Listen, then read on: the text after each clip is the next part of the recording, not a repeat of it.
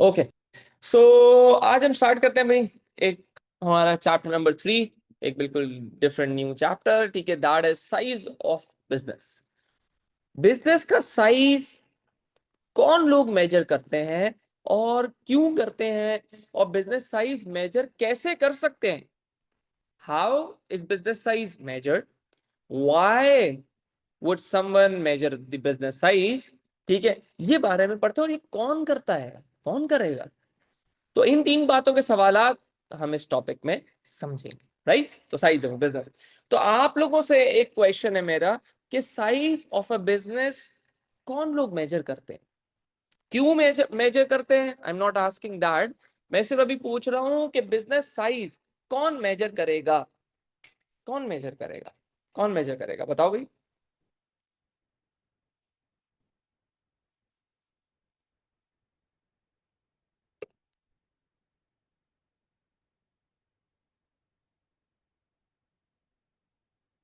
Investor, right, managers, employees, government, share holders, investors. Good good good, सही है, बात सही है आपकी। बिल्कुल ये लोग मेजर करेंगे। बैंक भी हो सकती है, सप्लायर भी हो सकता है, शेयर होल्डर्स भी हो सकते हैं, ठीक है, कस्टमर्स भी हो सकते हैं। बहुत सारे सारे स्टेक होल्डर्स, अगर मैं इसको इस तरह सम अप कर दूं कि each and every stakeholder would be very interested कि बिजनेस का साइज बड़ा है या छोटा है, या बिजनेस ए बड़ा है, बिजनेस बी बड़ा है। इस बातों में भाई सारे स्टेक होल्डर्स इंटरेस्टेड होंगे।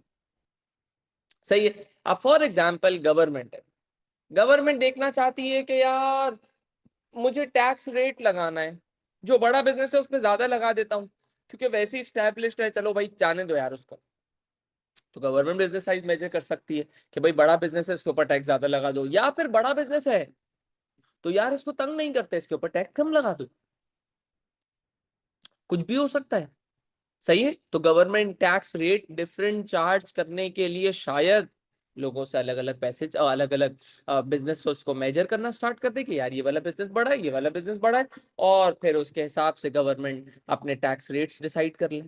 अच्छा, ये भी हो सकता है कि share holder size of business measure करें। अगर share holder business size measure करेगा, share holder business size measure करेगा, तो शेयर होल्डर क्यों देखेगा, शेयर होल्डर बोलेगा यार ये कंपनी छोटी है, ये कंपनी बड़ी है, ये कंपनी बड़ी है, चलो इसमें इन्वेस्ट करना लेस रिस्की होगा, चलो इसमें इन्वेस्ट कर दो।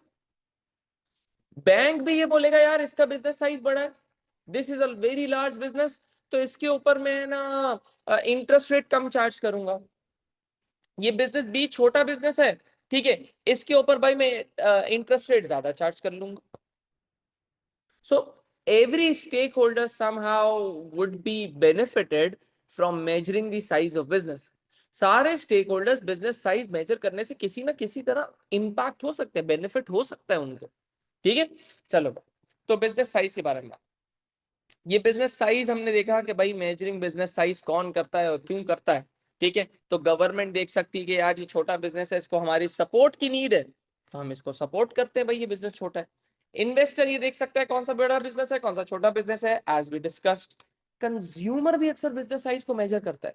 देखो, कंज्यूमर को ये होता है कि यार अगर मैं बिजनेस साइज मेजर, अगर मैं किसी बिजनेस से खरीद रहा हूं ना, तो मैं बड़े बिजनेस से चीज खरीदूं। क्यों?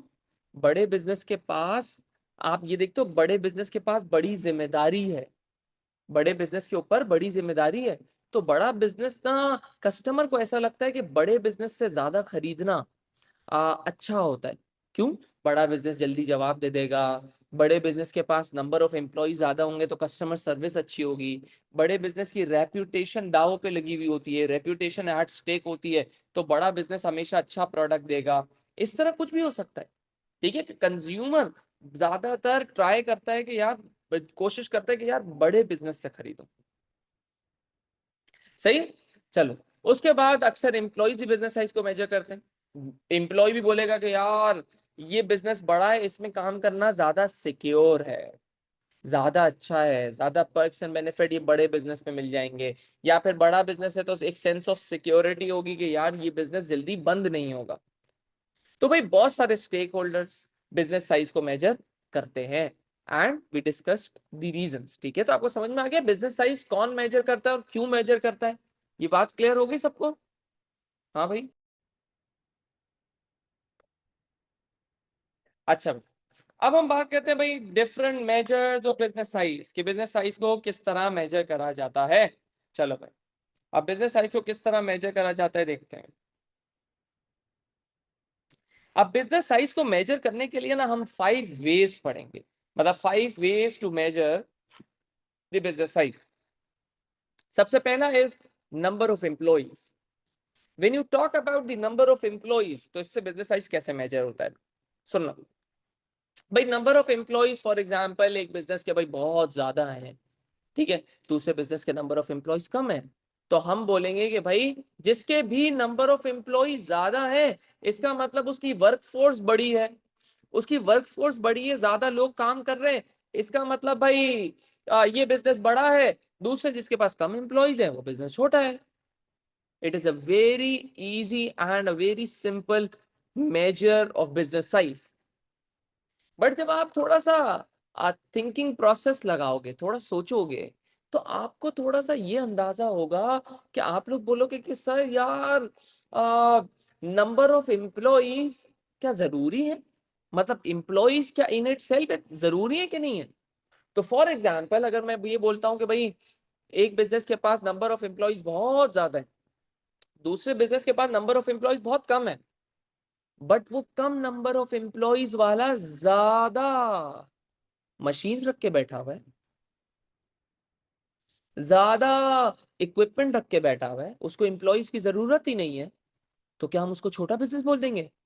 अब टोयोटा की जो गाड़ियां बनती है वो ज्यादातर रोबोट्स बना रहे हैं, सही है, फॉर एग्जाम्पल रोबोट्स बना रहे हैं, तो उसके पास तो एम्प्लॉइज होंगे ही नहीं, एम्प्लॉइज कम होंगे। दूसरा जैसे फार्म लैंड होगा कोई, उसने तो इतने सारे एम्प्लॉइज रखे हुए होंगे, क्या हम उसको बड़ा बिजनेस और टोयोटा को छोटा बिजनेस बोल देंगे, क्योंकि टोयोटा वाला मशीन इस्तेमाल कर रहा है, एम्प्लॉइज नहीं इस्तेमाल कर रहा। ये कैसी बात है यार। तो number of employees is a very simple and basic method of measuring business size, but जब हम थोड़ा सा थॉट प्रोसेस लगाते हैं, ठीक है, थोड़ा सा सोचते हैं, तो हमें अंदाजा होता है कि यार नंबर ऑफ एम्प्लॉइज क्या जरूरी है भाई। हम क्या कैपिटल नहीं देखते, मशीन्स नहीं देख सकते, मशीन से भी तो बिजनेस साइज को मेजर कर सकते हैं। तो ये थोड़ा सा होता है, हाँ हाँ बिल्कुल, ठीक है। अच्छा, तो इसका मतलब नंबर ऑफ एम्प्लॉइज एक मेजर है बिजनेस साइज को कंपेयर करने का। बट हमने बिजनेस साइज को मेजर करने के तरीके का मसला भी देखा, ठीक है, नंबर ऑफ एम्प्लॉइज यूज हो सकता है, बट ये बिल्कुल ये सिंप्लीफाइड मेथड है। तो अब हम दूसरे मेथड्स की तरफ जाते हैं, इसका मतलब number of employees alone can not be used. दूसरा देख लेते हैं, नंबर ऑफ एम्प्लॉइज हो गया, पहले वाला हम थर्ड देखते हैं ताकि हम इन दोनों को समझ पाए। दूसरा भाई कैपिटल एम्प्लॉयड। कैपिटल एम्प्लॉयड मतलब लॉन्ग टर्म इन्वेस्टमेंट। इसका मतलब आपने कितना मशीन्स पे इन्वेस्ट करा हुआ है, कितना इक्विपमेंट में इन्वेस्ट इन्वेस्ट करा हुआ है, कितना डिलीवरी व्हीकल्स में इन्वेस्ट करा हुआ है, मतलब आपने कितना पैसा इन्वेस्ट करा हुआ है। Long term investment, acid base को देखा जा रहा है, ठीक है, एसिड बेस को देखा जा रहा है, कितने एसिड बेस है, कितना बड़ा बिजनेस है, ठीक है, कितनी की इन्वेस्टमेंट करी हुई है, ये सारी चीजें देखी जा रही है। तो कैपिटल एम्प्लॉयड का मतलब आप ये समझ सकते हो कि एसेट बेस और लॉन्ग टर्म इन्वेस्टमेंट तो देख रहे हैं, लेकिन थोड़ा सा देखो एसेट बेस के अंदर भी क्या होगा, मशीन्स। तो हम बोलेंगे कि भाई जिसके पास ज्यादा मशीन्स हैं, जिसके पास बड़ी इन्वेस्टमेंट हुई हुई है, किसी के पास एसेट बेस बड़ा है, वो business is a larger business than the other business. जिसके पास कम इन्वेस्टमेंट हुई हुई है, कम मशीन्स है, कम इक्विपमेंट है, कम एसेट बेस है, कम डिलीवरी व्हीकल्स है, तो हम उसको छोटा बिजनेस बोल देंगे। क्लियर है। तो ये कैपिटल एम्प्लॉयड हो गया। लेकिन जब आप इसमें भी थॉट प्रोसेस लगाते हो, सोचते हो, तो आपको ये अंदाजा होता है कि यार कैपिटल एम्प्लॉयड में भी, सुनना, कैपिटल एम्प्लॉयड में भी ये भी तो जरा सोचो कि यार एक बिजनेस को शायद मशीन की जरूरत ही नहीं है। एक बिजनेस को शायद मशीन की जरूरत ही नहीं है। एक बिजनेस को शायद इक्विपमेंट की जरूरत ही नहीं है। एक बिजनेस को शायद डिलीवरी व्हीकल की जरूरत ही नहीं है। तो दूसरा बिजनेस जिसके पास बहुत सारी मशीन्स हैं, एक बिजनेस जिसको मशीन की नीड ही नहीं है, तो हम क्या उसको छोटा बिजनेस बोल देंगे? अब पाकिस्तान में बहुत सारा एग्रीकल्चरल जो फार्म लैंड है, एग्रीकल्चर बिजनेस है, that solely runs on on employees, ठीक है, मतलब ह्यूमन एफर्ट पे चल रहा होता है, मशीन्स तो बहुत कम यूज होती हैं। और दूसरा बराबर में छोटी सी एक फैक्ट्री लगी हुई होगी जिसके पास बहुत सारी मशीन्स होंगी और ये सब होगा, तो हम उसको क्या बड़ा बिजनेस बोल देंगे और फार्म लैंड को छोटा बिजनेस बोल दें?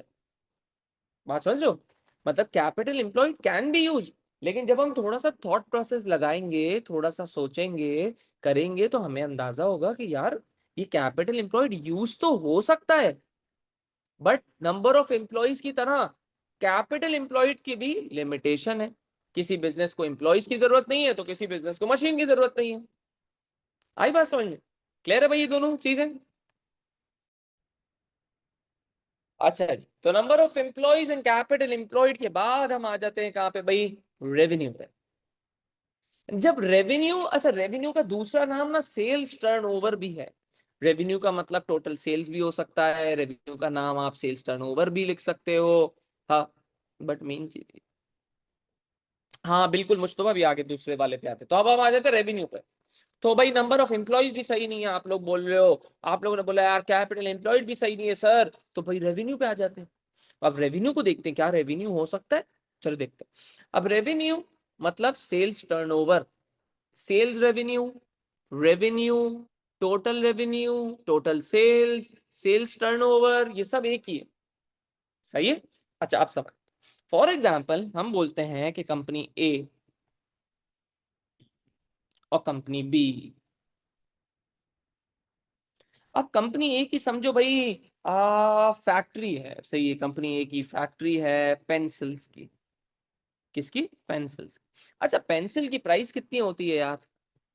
भाई 10 रुपए, 20 रुपए, इतनी की पेंसिल तो मिल जाती है। अब फॉर एग्जाम्पल हम ये देखते हैं कि यार इसने पेंसिल्स, इसकी पेंसिल की एक प्राइस है 10, और इसने समझो 10 लाख पेंसिल बेची, 10 लैक्स पेंसिल सेल करी। सही भाई, तो 10 लैक्स पेंसिल सेल करी और हर पेंसिल 10 की थी, तो 1 CR हो गया, 1 करोड़ हो गया, इसकी सेल्स 1 करोड़ की है। सही है भाई।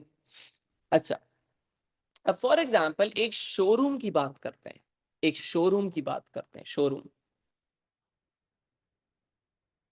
अच्छा, अब शोरूम के पास बहुत सारी गाड़ियां थी जिसमें से एक गाड़ी थी 2 करोड़ की, इसने पूरे महीने में शोरूम ने एक गाड़ी सेल करी, 2 करोड़ की गाड़ी सेल कर दी भाई, तो इसकी सेल्स कितनी हो गई?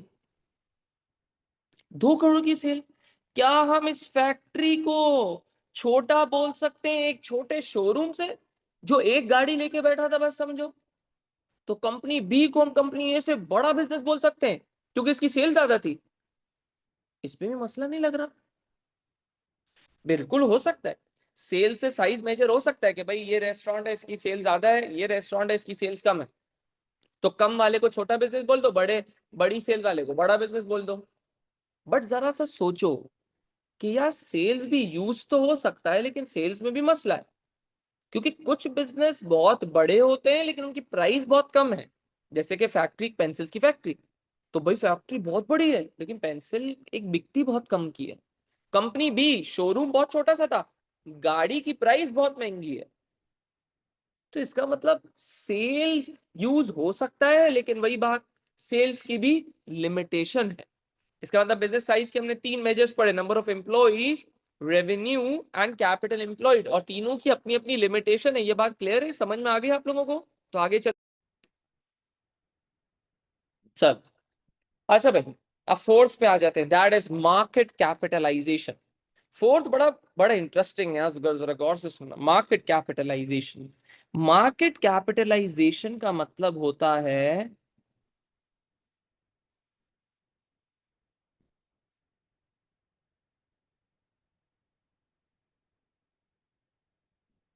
स्टॉक मार्केट की वर्थ। क्या?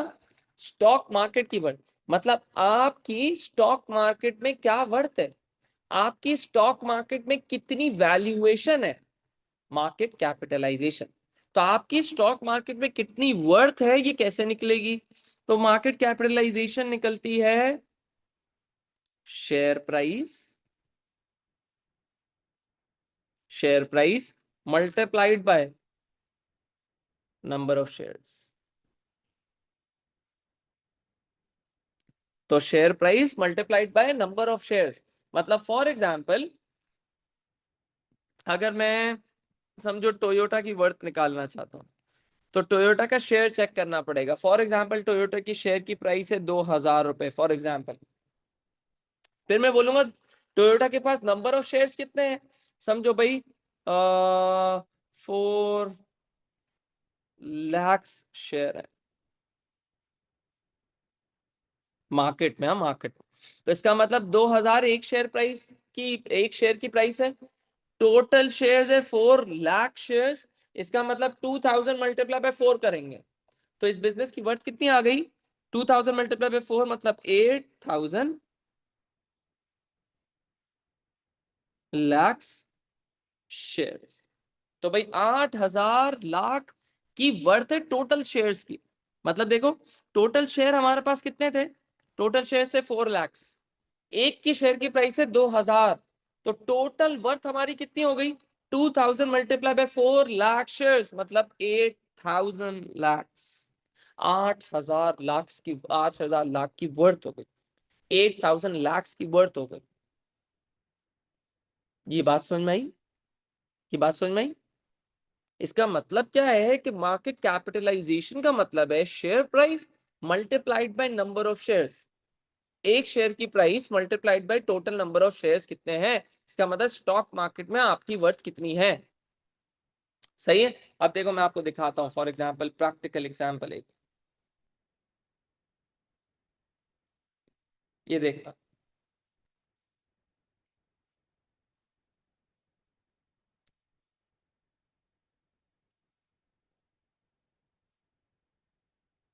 देखो ये ना, ये लकी सीमेंट एक कंपनी है, ठीक है, लकी सीमेंट एक कंपनी। And when we go down on this, ठीक है कि भाई ये सारी चीजें हमने लकी सीमेंट के बारे में देख लें। ये PSX का डेटा होता है, पाकिस्तान स्टॉक मार्केट का डेटा होता है। इसकी वेबसाइट पे गए, लकी सीमेंट लिखा, ठीक है, लकी सीमेंट के बारे में सारी इंफॉर्मेशन हो गई, ये शेयर प्राइस लिखी हुई है। और जब हम थोड़ा सा नीचे आ जाते हैं तो यहाँ पे लिखा हुआ है मार्केट कैपिटलाइजेशन। मार्केट कैपिटलाइजेशन का मतलब क्या है भाई, share price multiplied bye total number of shares. ये देखो इसके टोटल शेयर्स लिखे हुए, टोटल शेयर। अब टोटल शेयर्स मल्टीप्लाइड बाय इसकी लकी सीमेंट की प्राइस, तो हमारे पास आंसर आ जाएगा ये मार्केट कैपिटलाइजेशन। तो मार्केट कैपिटलाइजेशन स्टॉक मार्केट की वर्थ है। स्टॉक मार्केट में आपकी क्या औकात है, स्टॉक मार्केट में आपकी क्या वर्थ है, स्टॉक मार्केट की सारे शेयर प्राइस को टोटल कर दें तो क्या बनेगा। बात समझ में आई।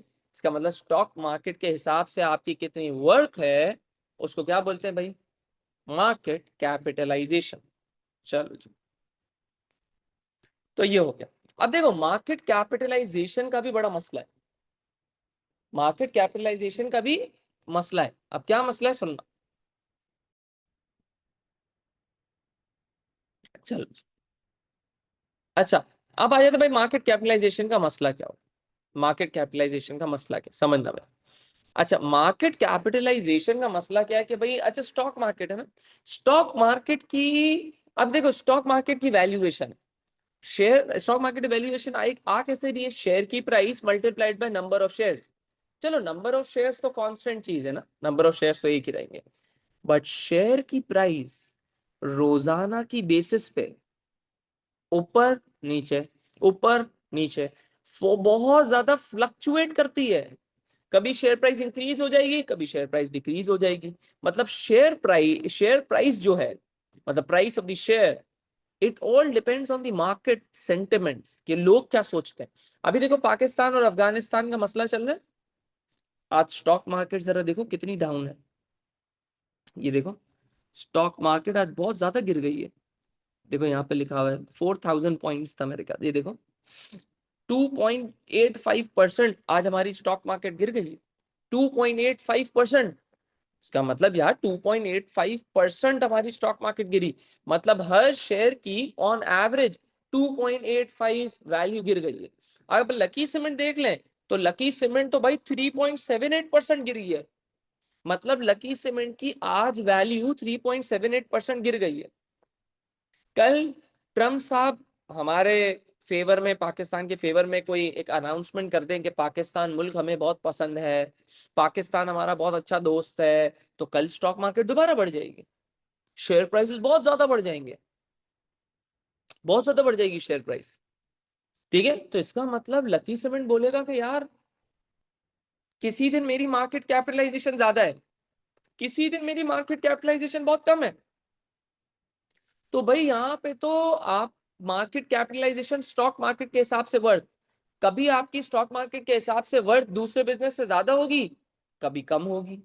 तो ये कैसे देखेंगे कि यार कौन सा बड़ा बिजनेस है कौन सा छोटा बिजनेस है, कभी उसके शेयर प्राइस बढ़ रही है तो वो बड़ा बिजनेस हो रहा है, कभी उसकी शेयर प्राइस बढ़ रही है तो वो बड़ा बिजनेस हो रहा है। तो how would we be able to conclude कि कौन सा बड़ा बिजनेस है कौन सा छोटा बिजनेस है? ये भी तो मसला आएगा। हाँ, फ्लक्चुएटिंग है, तो मार्केट कैपिटलाइजेशन का ये इशू है। क्लियर है सबको? Market capitalisation the fourth method of measuring business. चल, अब हम आ जाते हैं फिफ्थ मेथड पे, that is market share. Market share, अब मार्केट शेयर क्या होता है भाई? मार्केट शेयर क्या है कि टोटल मार्केट की सेल्स में से आपका कितना हिस्सा है, that is market share. Total market में से आपका कितना हिस्सा है, आपका कितना शेयर है, दैट इज मार्केट शेयर। अब समझ, मार्केट शेयर। अब मार्केट शेयर में फॉर एग्जांपल हम बात करते हैं पेप्सी, कोक और कोला नेक्स्ट। अब भाई समझो पेप्सी की सेल्स है 60,000, सही है, कोक की सेल्स है समझो 30,000, और कोला नेक्स्ट की सेल्स है समझो 10,000। ठीक है, अच्छा अब मुझे पेप्सी का मार्केट शेयर निकालना है। मार्केट शेयर का फॉर्मूला होता है आपकी कंपनी की sales divided by total number of sales multiplied by 100। तो आपकी sales 60,000, total sales 100,000 multiplied by 100। सही है, तो आपकी sales, total sales of business मतलब आपकी sales, total sale of industry, industry में कितनी सेल हुई, बिजनेस की सेल्स डिवाइडेड बाय इंडस्ट्री की सेल्स मल्टीप्लाइड बाय 100। तो भाई 60,000 मल्टीप्लाइड बाय 100, 60,000 डिवाइडेड बाय 100,000, क्योंकि टोटल सेल्स 100,000 की हो रही है। सही है, मल्टीप्लाइड बाय 100। अब ये करोगे तो पेप्सी का शेयर आ जाएगा 60%। जब कोक पे जाओगे तो कोक का होगा 30,000 divided by total industry sales मतलब 100,000 मल्टीप्लाइड बाय 100, कितना हो गया 30%। कोला नेक्स्ट का कितना हो गया 10%। या आप कैलकुलेटर में डालोगे ना तो आएगा। ठीक है, 60,000 डिवाइडेड बाय 100,000 मल्टीप्लाइड बाय 100। ठीक है, तो अगर मैं इसको कैलकुलेटर में डालूंगा तो इट वुड बी 60%। तो पेप्सी मार्केट का 60% कंट्रोल करता है, कोक 30% कंट्रोल करता है, कोला नेक्स्ट 10% कंट्रोल करता है। तो जिसका मार्केट शेयर ज्यादा हो आप इसको बोलोगे भाई पेप्सी का मार्केट शेयर ज्यादा है, इसका मतलब Pepsi is a larger business than Coke and cola next. Coke का मार्केट शेयर पेप्सी से कम है लेकिन कोला नेक्स्ट से ज्यादा है, तो हम ये बोल सकते हैं according to the market share कि भाई कोक पेप्सी से छोटा बिजनेस है और कोक कोला नेक्स्ट से बड़ा बिजनेस है। ये हो गया मार्केट शेयर। लेकिन मार्केट शेयर में भी मसला है, मार्केट शेयर में भी मसला है। जब आप बात करते हो मार्केट शेयर की, जब आप बात कर रहे हो मार्केट शेयर की, तो इसका मतलब ये भी तो हो सकता है कि पेप्सी वाले ने 100 की पेप्सी समझो 50 में सेल करी थी, या 100 की पेप्सी 60 में सेल करी थी, 100 की पेप्सी समझो 70 में सेल करी थी, बहुत ज्यादा डिस्काउंट में सेल करा था, डिस्काउंट में सेल करा तो पेप्सी का मार्केट शेयर बढ़ गया। ऐसा भी तो हो सकता है, ये भी कह सकते हैं। अगर कोक भी अपने पैसे गिरा दे बहुत ज्यादा तो शायद उसका मार्केट शेयर पेप्सी से ज्यादा हो जाए, तो क्या हम उसको बड़ा बिजनेस बोल देंगे? शायद कोई नया बिजनेस आया, उसने कोल्ड ड्रिंक बहुत ज्यादा सस्ते में बहुत ज्यादा लॉस में बेचना स्टार्ट कर दी, लेकिन सबसे ज्यादा कोल्ड ड्रिंक वो बेच रहा है लेकिन बहुत ज्यादा नुकसान कर रहा है, तो हम क्या उसको बड़ा बिजनेस बोल देंगे? नहीं। For example kebab fried chicken और केएफसी की बात करते हैं। बॉयकॉट के बाद केएफसी बिकना बंद हो गया, बॉयकॉट के बाद केएफसी इतना ज्यादा नहीं चल रहा था, बॉयकॉट के बाद लोग केएफसी से कबाब फ्राइड चिकन पे शिफ्ट हो गए। तो कबाबजी फ्राइड चिकन का मार्केट शेयर कराची में केएफसी से ज्यादा हो गया होगा फॉर सर्टेन मंथ्स। तो क्या हम कबाबजी फ्राइड चिकन को केएफसी से बड़ा बिजनेस बोल दें? नहीं, वो तो एक स्पेसिफिक टाइम के लिए हुआ था, वो तो बॉयकॉट की वजह से हुआ था। कभी डिस्काउंट लगा देंगे, बहुत ज्यादा डिस्काउंट लगा देंगे तो मार्केट शेयर बढ़ सकता है किसी बिजनेस का, तो हम उसको बड़ा बिजनेस थोड़ी बोल सकते। तो इसका मतलब पांचों, all the five methods can be used to measure business size. But जब मैं पांचों मेथड्स को यूज कर रहा हूं या पढ़ाया मैंने पांचों मेथड्स को, तो पांचों मेथड्स में मैंने एक ही बात करी कि सबकी अपनी अपनी लिमिटेशन है।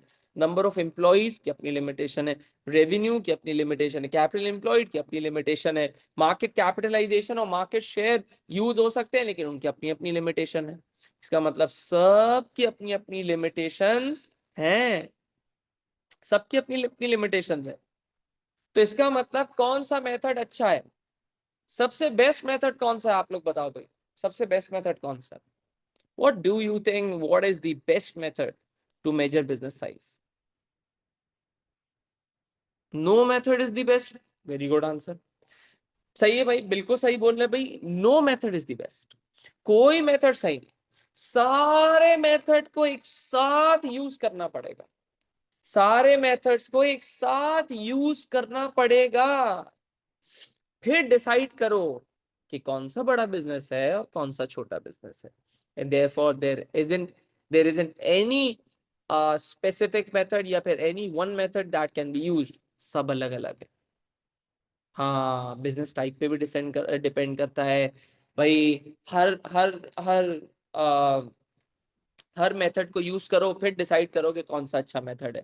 ठीक है, और भी मेथड्स हो सकते हैं, बिल्कुल आपको, आप लोग आर्ग्यू कर सकते हो कि सर और भी तो मेथड्स हो सकते हैं। फॉर एग्जांपल एक हॉस्पिटल है, हॉस्पिटल को हम इस चीज पे भी कर सकते हैं कि इसके पास कितने नंबर ऑफ रूम्स हैं, या फिर कितनी कितनी हॉस्पिटल बेड्स हैं, या फिर कितने डॉक्टर्स, आप वो तो नंबर ऑफ एम्प्लॉयज में आ जाएगा, कितने हॉस्पिटल बेड्स हैं, या फिर कितने नंबर ऑफ रूम्स हैं, या हॉस्पिटल कितने एरिया में है, किसका एरिया बड़ा है। होटल बिजनेस में भी ये हो सकता है, हम बोल सकते हैं कि भाई कितने रूम्स है वो बिजनेस बड़ा, वो होटल बड़ा है, कितने, समझो भाई कितने स्क्वायर फुट पे है, कितने बड़े एरिया में वो होटल बड़ा है, बिल्कुल ऐसा हो सकता है। ठीक है, बिल्कुल ऐसा हो सकता है। लेकिन फिर उसमें भी अलग अलग मसले होंगे कि किसी होटल में बहुत ज्यादा रूम होंगे लेकिन छोटे छोटे रूम होंगे, किसी होटल में नंबर ऑफ रूम कम होंगे लेकिन बहुत बड़े बड़े रूम होंगे। तो भाई हर हर मेथड का अपना अपना मसला है, हर मेथड यूज हो सकता है, हर मेथड का अपना अपना मसला है। रेयान, वो नंबर ऑफ पेशेंट्स तो सेल्स में आ जाएगा ना, रेवेन्यू में आ जाएगा। आई बात समझ? अब आ जाते हैं एक थ्री मार्कर पे, ठीक है, जो आज हमने पढ़ा। Explain one way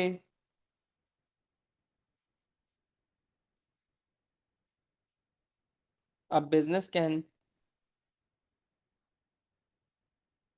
measure its size। भाई बिजनेस एक तरीका बता दो कि बिजनेस अपना साइज किस तरीके से मेजर कर सकता है। तो हमने 5 मेथड्स पढ़े, number of employees, capital employed, ठीक है, उसके बाद हमने सेल्स रेवेन्यू पढ़ा, मतलब सेल्स टर्नओवर या फिर रेवेन्यू, जो भी आपको बोलना है। ठीक है, उसके बाद हमने क्या पढ़ा, और क्या पढ़ा हमने, मार्केट शेयर हो सकता है, मार्केट कैपिटलाइजेशन हो सकता है। लेकिन मार्केट कैपिटलाइजेशन सिर्फ स्टॉक मार्केट की वर्थ को देखता है, इसका मतलब वो एक कंपनी के लिए हो सकता है। सही है, कंपनी के लिए हो सकता है, मतलब पब्लिक लिमिटेड कंपनी के लिए। ठीक है, तो आप जब भी अगर बिजनेस एग्जाम्पल में सोल ट्रेडर या पार्टनरशिप लेकर आ जाओ, ठीक है, तो बेटा उसको नहीं लिख देना, क्योंकि शेयर होता कहां पर है, कंपनीज में ना, तो इसलिए। तो ये वाली बात। चलो भाई, एक वे जिससे बिजनेस साइज मेजर हो सकता है, this is a 3 marker question, मतलब 1 mark for knowledge, 2 marks for application. When you are writing a 3 marker question, ठीक है, ये हमेशा याद रखना कि 3 मार्कर क्वेश्चन में 1 मार्क फॉर नॉलेज है, 2 मार्क्स फॉर एप्लीकेशन है। लेकिन 3 मार्कर क्वेश्चन के लिए सिर्फ और सिर्फ आपके लिए, आपके पास होते हैं 4.5 मिनट्स, सिर्फ 4.5 मिनट्स होते हैं। जैसे जो सेक्शन ए होता है ना वो 20 मार्क्स का होता है, तो 20 मार्क्स का पेपर, जो 20 मार्क्स का सेक्शन ए होता है टॉप वाला पेपर 1 का, वो आपको 30 मिनट्स में किसी भी हालत में कंप्लीट करना है। सही है। तो जो 2 मार्कर है उसके लिए आपके पास आपके पास 3 मिनट्स होंगे। जो 3 मार्कर है उसके लिए आपके पास 4.5 मिनट्स है। जो आपके पास 5 मार्कर होगा उसके लिए आपके पास 7.5 मिनट्स है। बात समझ में आई? इसका मतलब 3 मार्कर के लिए हमारे पास 4.5 मिनट्स है। इसमें हमें 1 मार्क फॉर नॉलेज का लेना है एंड 2 मार्क्स फॉर एप्लीकेशन का लेना है। क्लियर है? चलो देखते हैं। तो एक बिजनेस का साइज कुछ भी मेजर करने के लिए आप पांचों में से कोई भी मेथड लिख सकते हो। Each and every method would be perfect. ठीक, चल। तो one way a business can measure its business size is by comparing the number of employees employed by the business. For example, if a restaurant wants to compare its business size with one of its competitors, they can do so by comparing the total number of employees hired, such as the waiters, chefs, managers, and domestic staff. तो अगर एक restaurant अपने business size को major करना चाहता है अपने competitor के साथ, तो वो कर सकते हैं अपने नंबर ऑफ एम्प्लॉइज हायर देखकर, जैसे कि वेटर है, शेफ है, मैनेजर है, डोमेस्टिक स्टाफ है, मतलब साफ सफाई वाले लोग। ठीक है। Thus, the restaurant with the higher number of employees would be classified as a bigger business than the other. वो दूसरे बिजनेस से बड़ा बिजनेस कहलाएगा। बात समझ में आई? तो नंबर ऑफ एम्प्लॉइज मेथड हो गया। फिर रेस्टोरेंट बिजनेस से रिलेटेड हमने सारी एप्लीकेशन कर दी, waiter, chef, manager, domestic staff. तो हमें मार्क्स किसके मिल गए बेटा? एप्लीकेशन के। क्लियर है? बात समझ में आई? तो 1 मार्क फॉर नॉलेज मतलब number of employees. Restaurant, waiter, chef, manager, domestic staff, ये सब एप्लीकेशन हो गई linked to the business. Waiter, chef, manager, domestic staff are the words that are linked to the business, that is restaurant. तो हमें application के marks मिले। तो 1 mark for knowledge, 2 marks for application and we are good to go in a 3 marker question. Clear है भाई? ये सबको समझ में आया? बताओ।